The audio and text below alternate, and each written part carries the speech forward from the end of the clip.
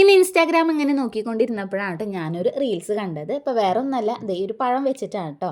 അപ്പോൾ പഴം ഓൾറെഡി വീട്ടിലിരിക്കുന്നുണ്ടായിരുന്നു. അപ്പോൾ വിചാരിച്ചു എന്തായാലും ഒന്ന് ട്രൈ ചെയ്ത് നോക്കി നോക്കാമെന്ന്. അപ്പോൾ അതിൽ കാണുമ്പോൾ നല്ല രസമുണ്ടായിരുന്നു.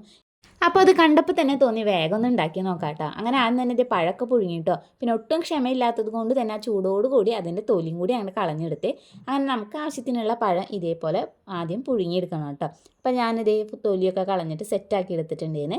അതിൻ്റെ ഇടയ്ക്ക് പിന്നെ ശർക്കര പാനി ഉണ്ടാക്കിയിട്ടുണ്ടായിരുന്നു. അത് ഇതേപോലെ ഒരു ചട്ടിയിലേക്കാണ് കേട്ടോ ഞാൻ ഒഴിച്ചു കൊടുത്തിട്ടുള്ളത്. എന്നിട്ട് നമ്മൾ നേരത്തെ പുഴുങ്ങി വെച്ചിരിക്കുന്ന ആ പഴം ഉണ്ടല്ലോ, അത് ഇതിലേക്കായിട്ട് ഇട്ട് കൊടുക്കാം കേട്ടോ.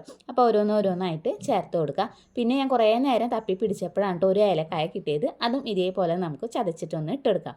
ഇനി ഇത് നന്നായിട്ട് ഈ ഒരു ശർക്കര പാനിയിൽ കിടന്ന് കുറുകിയത് ഈ ഒരു പരിവാവണം കേട്ടോ.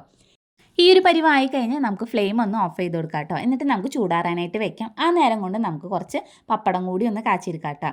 അങ്ങനെ നമ്മുടെ പരിപാടിയൊക്കെ ഇതേ ഇവിടെ കഴിഞ്ഞിട്ടുണ്ട് കേട്ടോ. അപ്പോൾ ഞാനൊരു പ്ലേറ്റിൽ 2 പഴവും അതേപോലെ തന്നെ 2 പപ്പടം കൂടിയാണ് എടുത്തിട്ടുള്ളത്. എന്നിട്ട് ഇതേ രണ്ടും കൂടി ഇതേപോലെ ഒന്ന് മിക്സ് ആക്കിയിട്ട് കഴിച്ച് നോക്കിയിട്ടോ. സംഭവം അടിപൊളി ടേസ്റ്റ് ആയിരുന്നു കേട്ടോ.